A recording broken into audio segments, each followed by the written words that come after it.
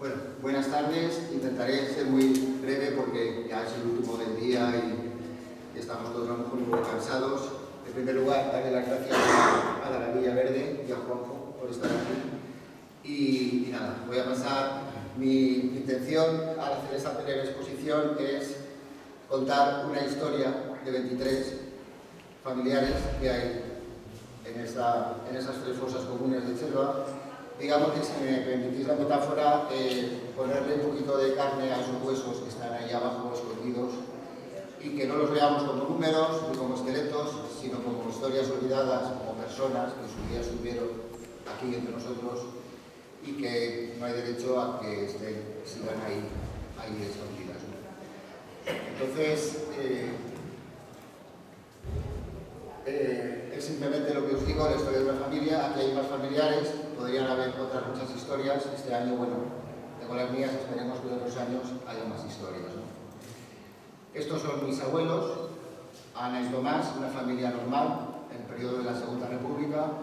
Mi abuelo tenía un kiosco en la plaza, por tanto sabía leer y escribir, algo entonces muy frecuente en un pueblo interior y pequeño.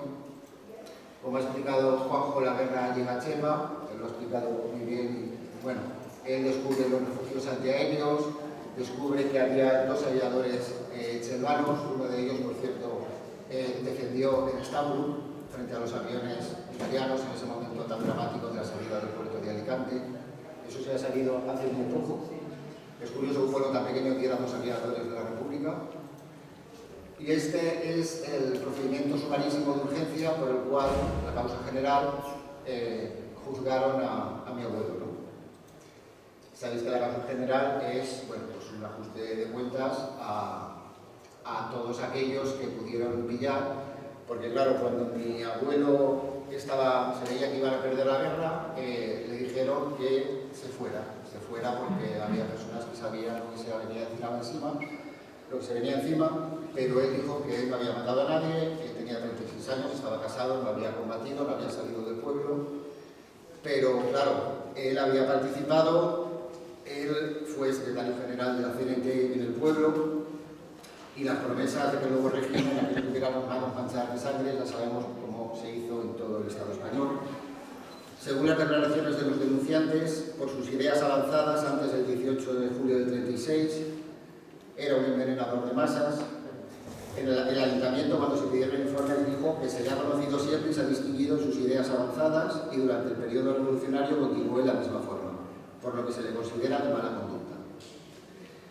Y en la declaración indagatoria, él reconoció que efectivamente pertenecía a la CNT, que no haya participado en un acto violento, ni contra la Iglesia, ni contra ninguna persona.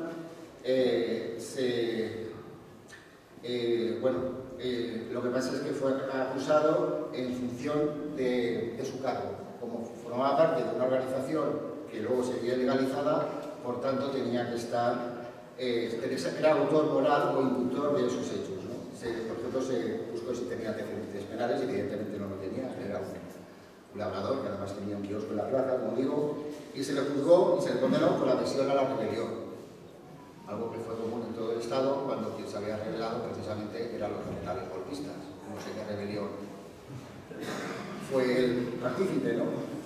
El 10 de mayo se le fusiló y un médico de sanidad militar certificó que reconoció junto a las tapias de la plaza de toros el cadáver del reo Tomás Hernández Roger, que presentaba síntomas de muerte real producida por heridas de pequeño proyectil en cabeza y tórax. Hay tres fosas, como ha explicado Juanjo. En total son 23 personas, todos hombres, el más joven de 22 años y el más mayor de 70. A diferencia de lo que pasó con el bando perdedor, actualmente en el centro geométrico del cementerio municipal, es decir, público, hay un templete que recuerda a los caídos por Dios y por España, cosa que no se sabía hasta hace muy poco dónde estaban los caídos del otro lado. Esta foto es de mi abuela y de mi padre, y supongo que mi abuela quiso hacerlo porque sería aproximadamente, yo calculo que tendría unos 2 años, supongo que se la quiso hacer poco después de que mataran a su marido, para recordar ese momento histórico dentro de la familia. El único año que fue al colegio fue a los 7 años, pero desgraciadamente ahí, bueno, él pudo, gracias a ese solo año de escuela, pudo aprender a leer, escribir, sumar, restar y multiplicar. No aprendió a dividir, y yo recuerdo una escena que cuando él ya tenía 40 años, un día en casa de un familiar, que era maestra, le dijo a ver si le podía enseñar a dividir.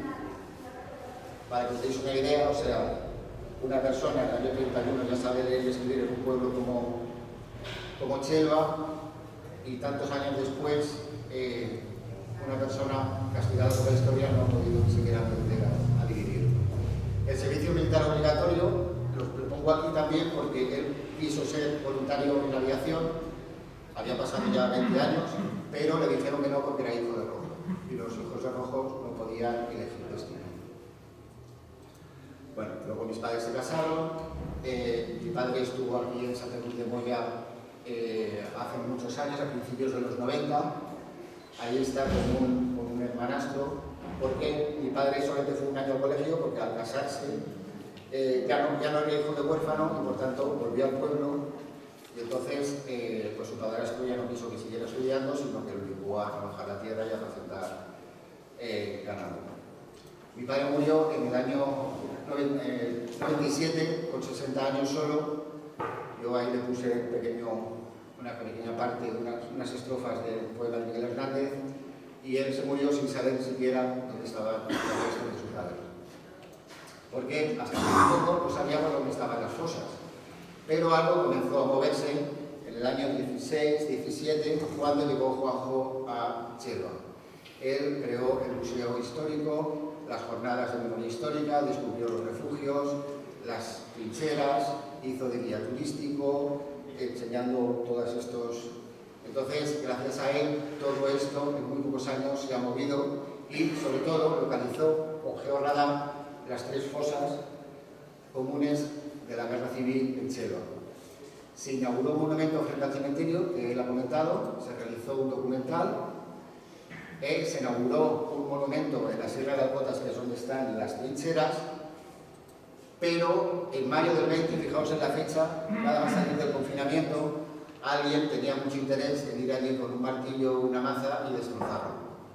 Parecía que le molestaba ese recuerdo a los maquis o a las víctimas del bando perdedor de la guerra civil. Entonces yo hace unos meses me planteé, bueno, ¿a qué recurro? Han pasado más de 80 años y esto, ¿cómo lo puedo mover? ¿Qué se puede hacer? Entonces pensé en Juanjo y pensé en la Gavilla Verde. Yo sé que la Gavilla Verde está en Cuenca y pensé que a lo mejor eso era un impedimento, pero ellos, contacté con ellos y me dijeron que no, que ellos podían presentarse para este tipo de subvenciones, porque llamé a la Diputación, llamé a Consejería y me dijeron que eso funcionaba pidiendo subvenciones. Entonces ellos, junto con la Genis Troyana, presentaron un proyecto con un plano de ubicación, que es el que hemos visto. En principio se desestimó, pero luego se presentó un recurso y afortunadamente la resolución ha sido favorable y el 8 de agosto salió una noticia en prensa de que Chelva quiere encontrar a sus vecinos fusilados. Bien, entonces nuestra intención, mi amigo aquí presente, Luis Tra y yo, hemos hecho algunos documentales sobre memoria histórica y nuestra intención es hacer un documental. Hemos entrevistado ya a un par de personas, hemos tomado planos recurso y nuestra intención es hacer un pequeño documental sobre esta excavación y sobre, bueno, también queremos entrevistar por supuesto a familiares, a Juanjo, etcétera, ¿no? Y por último me gustaría hacer una reflexión, y es que cuando se nos dice ese discurso tan manido de que, bueno, de que es conveniente mirar al futuro, de que hay que pasar página, etcétera, me gustaría que nos acordáramos de lo que hizo hace unos meses el alcalde de Madrid, nada más llegar al poder, donde dedicó dinero público para retirar las placas con los nombres de los fusilados en el cementerio de la Almudena, y no contento con ello, retiraron también los versos del poeta Miguel Hernández. Es decir, ni ellos mismos se creen ese discurso que nos intentan decir que, bueno, que hay que cerrar heridas, que hay que pasar página, etcétera, etcétera. Ellos incluso no les importa dedicar dinero para acabar con la memoria histórica. Y es triste, después de tantos años, que se siga dependiendo de unas subvenciones y de la iniciativa de familiares y asociaciones asociaciones privadas para realizar algo que debería ser una obligación inexcusable en un Estado que se reclama a sí mismo como democrático. Eso no ocurrió hace mucho tiempo en otros países porque entendieron que recordar no es una opción, es un deber democrático. Para dejar atrás las guerras de nuestros abuelos es necesario cometer esta tarea sin condiciones, ni demoras, ni excusas. Más todavía en un momento histórico como el que nos encontramos cuando en todo el mundo, y también entre nosotros, estamos surgiendo el fascismo. No solo cuestión de verdad, justicia y reparación. Es que las historias que salgan a la luz con la excavación de estas fosas y otras muchas que aún quedan pendientes por toda la geografía del Estado español, nos invitarán a reflexionar para evitar que volvamos a andar por los mismos caminos que transitaron nuestros abuelos. Para pasar página, primero hay que leerla. Para cerrar heridas, primero hay que curarlas. Ya va siendo hora de que se acabe la posguerra. Muchas gracias.